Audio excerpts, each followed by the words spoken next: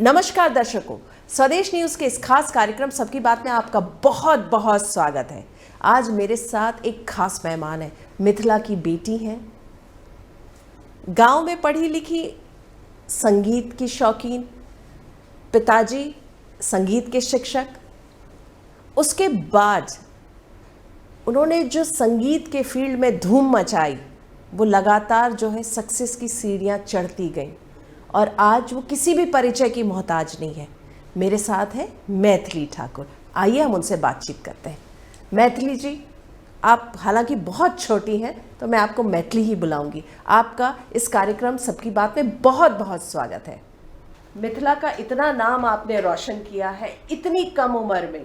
ये सवाल आपसे अक्सर पूछा जाता है, कैसा महसूस करती हैं? सोचती थी कि इतना कुछ हो पाएगा? बहुत अच्छा महसूस करती हूँ और कभी नहीं सोचा था कि ऐसा कभी हो पाएगा। मतलब मेरे लिए मेरे एक्सपेक्टेशंस के भी परे है सब कुछ। और जिस प्रकार मुझे लोगों का निरंतर प्यार मिल रहा है, मुझे काफ़ी खुशी होती है कि मैं अपने परिवार को एक जगह पर रिप्रेजेंट कर रही हूँ, अपने गाँव को, फिर अपने क्षेत्र को, अपने राज्य को, अपने भारत को। जी बिल्कुल। देखिए, आप मधुबनी से निकल के दिल्ली पहुंची और शोहरत जो है पूरे इंटरनेशनल आप शोहरत है आपका। गांव में पली बड़ी लेकिन बाहर निकल गई, गाना चाहती थी, गाती रही। बहुत सारे रिजेक्शंस आए रास्ते में, बहुत सारे शो से आपको ना बोला गया, तो निराश नहीं हुई? बहुत परेशान होती थी जब अपने ही साथ वाले बच्चों को देखती थी कि वो राउंड क्लियर कर गए हैं, लेकिन मैं वो राउंड में एलिमिनेट हो गई थी।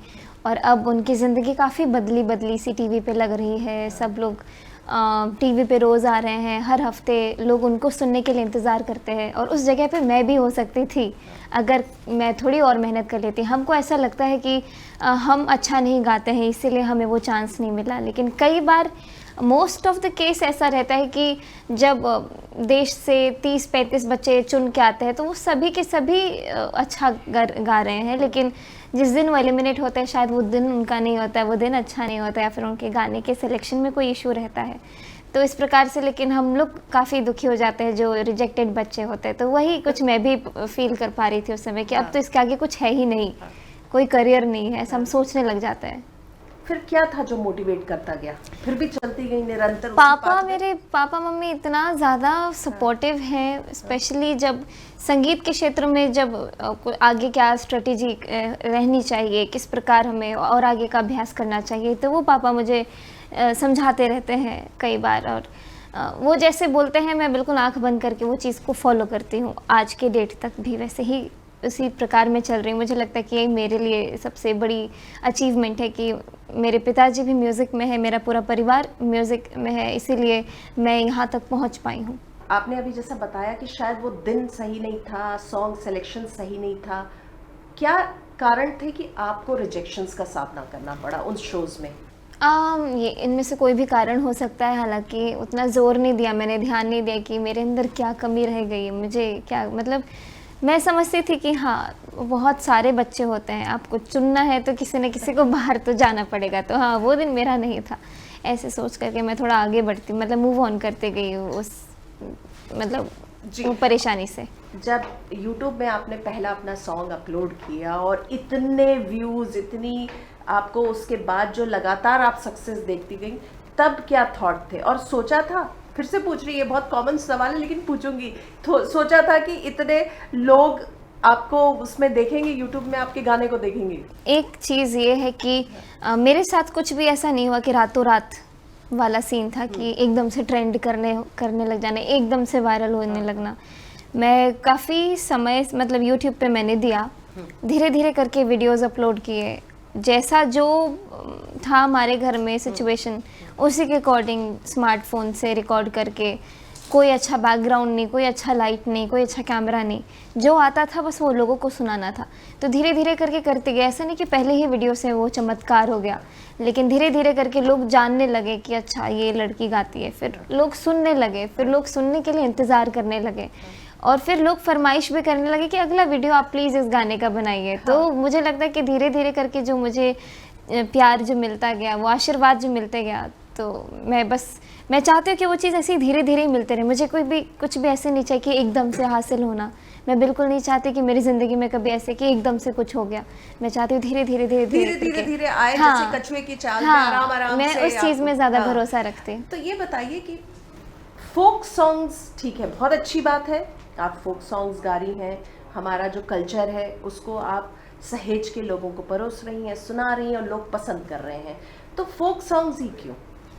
ये भी आइडिया मेरे पापा का था। अच्छा। मैं एक ही चीज़ को गाने में उस समय कॉन्फिडेंट थी कि मैं ये चीज़ बहुत अच्छे से गा सकती हूँ। मैंने जैसा सीखा है वैसा सुना सकती हूँ। हाँ। कई बार हम लोग सीखते रहते लेकिन वो हिम्मत हमारे अंदर नहीं आती है कि जब हमें बोला जाए कि अब सुनाओ, जो सीखा है सुनाओ, तो हम सुना पाएँ।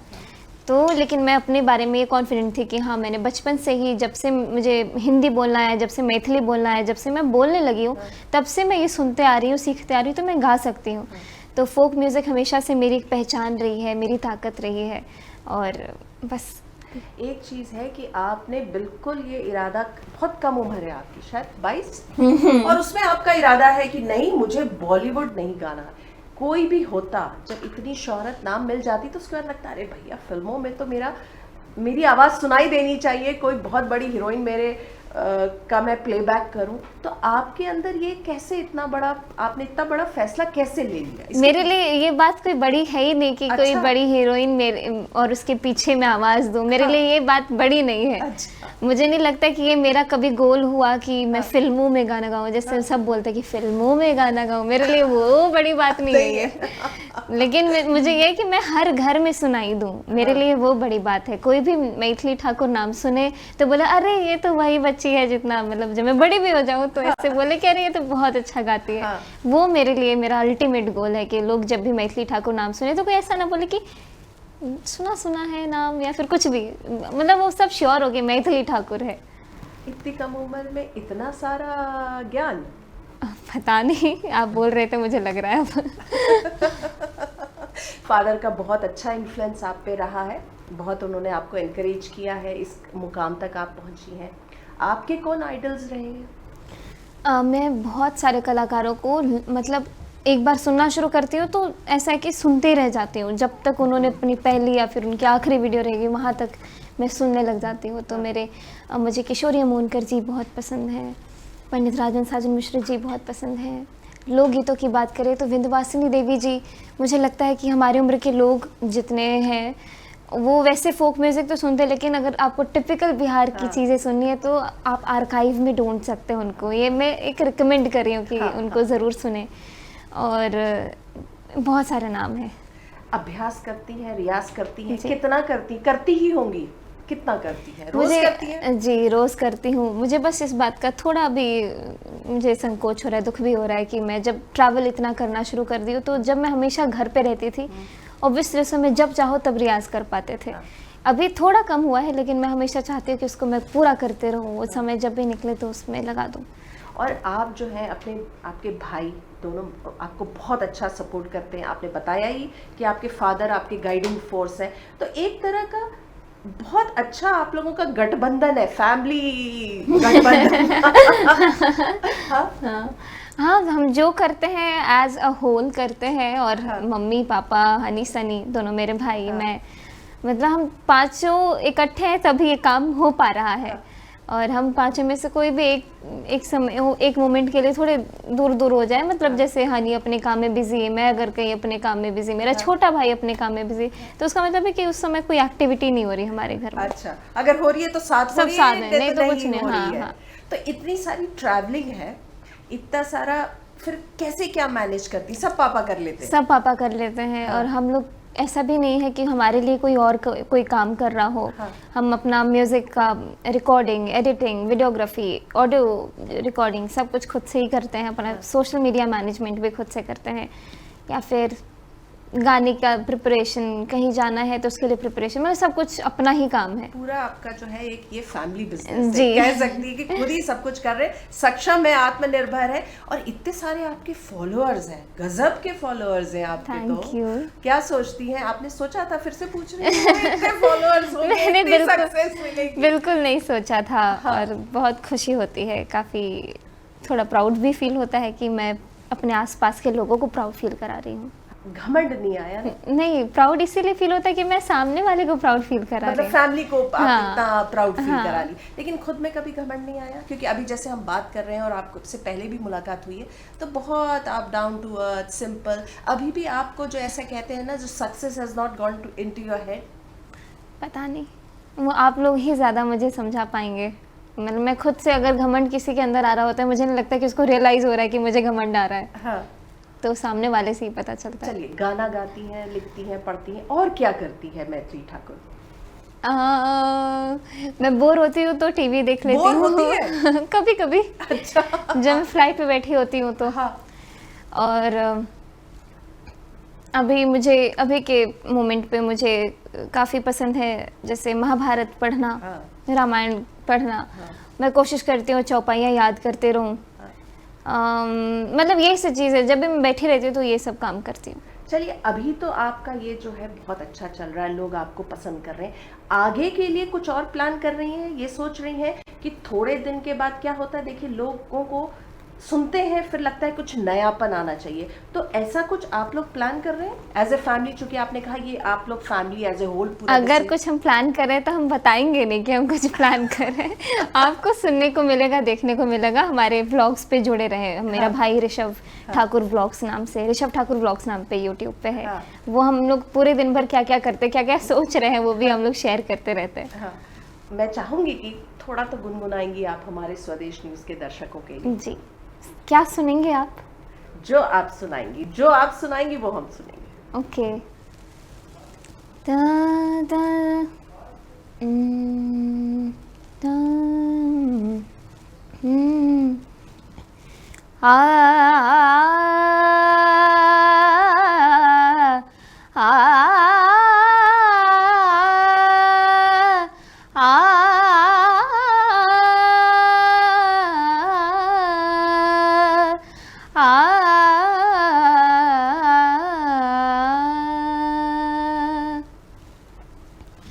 नैहर से के हो नहीं अइले हो रामा, बितले फगुनवा।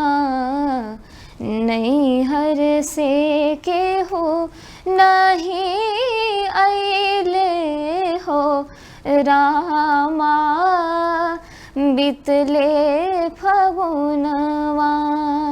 बाबा मोरा रहते त नौआ के पठौते, बाबा मोरा रहते त नौआ के पठौते। सारी संग चूड़िया से नूरवा हो रामा, बितले फगुनवा। नैहर से के हो नहीं अइले हो रामा, बितले फगुनवा। क्या बात है, क्या बात है। देखिए, वाह, देखिए गूज बम्स पूरे आ गए। एक ये पूछना आपसे ज़रूर मैं चाहूँगी, हालांकि टीवी, कई आपने टीवी शो में कोशिश की, ना मिला, लेकिन सोचती क्या है, बहुत इस पे बहस होती है। टीवी रियलिटी जो सॉन्ग के होते हैं, होने चाहिए नहीं होने चाहिए, वहाँ पे शोबाजी होती है, स्क्रिप्टेड होते हैं, एक्चुअल जो टैलेंट है वो नहीं आता है, केवल गाना नहीं देखते हैं, पर्सनालिटी देखते हैं, आप किस तरह से वो ड्रामा कर पाते हैं, डांस कर पाते हैं, बहुत सारी चीज़ों का। तो आप क्या सोचती हैं?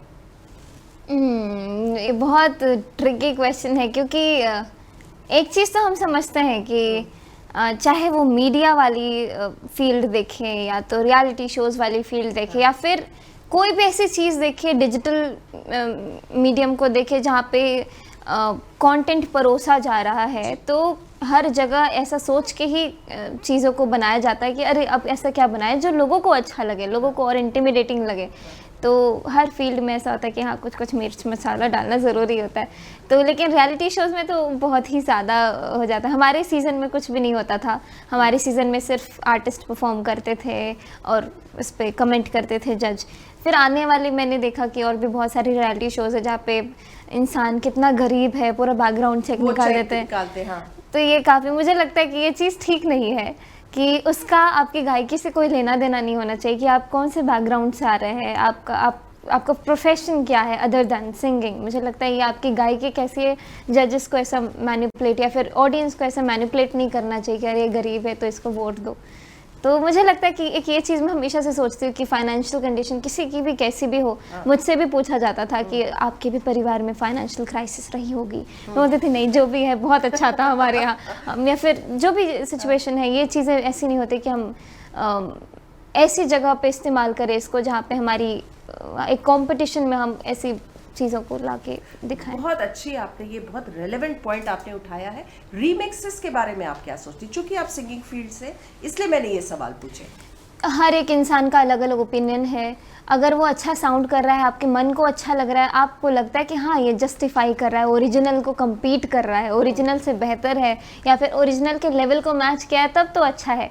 लेकिन आजकल की ऑडियंस भी बहुत तेज़ है और गाना रिलीज़ हो उससे पहले ही मतलब थोड़ा अंदाज़ा लगाने लगते हैं कि कैसा होगा। रिलीज़ होने के साथ ही तुरंत सब अपना अपना रिस्पॉन्स शेयर करना शुरू करते हैं। मुझे लगता है कि अब लोगों को मूर्ख बनाना वो बहुत पहले की बात हुआ करती होगी जब लोग इन्फ्लुएंस हो जाते हैं, लेकिन आज जब सोशल मीडिया इतना स्ट्रॉन्ग है, इंटरनेट इतना स्ट्रॉन्ग है, हर कोई अपना एक पॉइंट ऑफ व्यू रखता है। सोशल मीडिया से आप स्टार बन गई क्योंकि यूट्यूब के माध्यम से, क्या लगता है, कई बार लोगों ने आपसे ये पूछा होगा शायद कि ये शॉर्ट लिव्ड है, क्या ये आपका सक्सेस शॉर्ट लिव्ड है? इस तरह के नेगेटिव भी इसीलिए तो मैंने आपको तभी बोला कि मैं कभी भी नहीं चाहती कि मुझे कोई चीज़ एकदम से मिले। हाँ। धीरे करके अगर मैं घर बनाऊंगी तो वो टिकेगा। अगर एकदम से एक दिन में मैंने कोई बहुत बिना नींव के हम कुछ कर ही नहीं सकते हैं। तो मुझे लगता है कि मैं काफ़ी सेटिस्फाइड हूँ अपने लेवल पे कि मैं जो कर रही हूँ वो अपनी मेहनत से कर रही हूँ। ऐसा नहीं मुझे एक दिन में वायरल घोषित कर दिया गया हो या फिर मतलब मुझे काफ़ी अच्छा लगता है जब लोग मुझे ऐसा बोलते हैं कि हम आपको 7 साल से सुन रहे हैं, 6 साल से सुन रहे हैं, आपको बचपन से सुन रहे हैं। वो ज़्यादा मेरे लिए मैटर करता है। बिल्कुल, बहुत अच्छी बात आपने कही, क्योंकि जो वायरल होके स्टार बनते हैं वो धीरे से गायब भी हो जाते और कहाँ होते हमें पता नहीं चलता। आपका सपना क्या है? चलिए अभी तो आप गा रही हैं, लेकिन वैसे क्या सोचती हैं, क्या सपना मैं है? अभी भी सपने में ही जी रही हूँ। मुझे मेरा सपना क्या है मुझे कुछ नहीं मालूम है, लेकिन अभी भी जो हो रहा है मेरे साथ वो भी एक सपने जैसा है। बेस्ट कॉम्प्लीमेंट क्या मिला और किससे? बहुत मिलते होंगे, रोज मिलते होंगे, रोजाना मिलते होंगे, खूब सारे मिलते बेस्ट तो नहीं बोलूँगी। हाँ। काफ़ी सारे लोगों ने मेरी बहुत सारी प्रशंसा की है। हाँ। मुझे उन लोगों ने मेरे प्रशंसा की है जिनको मैं अपना आइडल मानती रही हूँ। हाँ।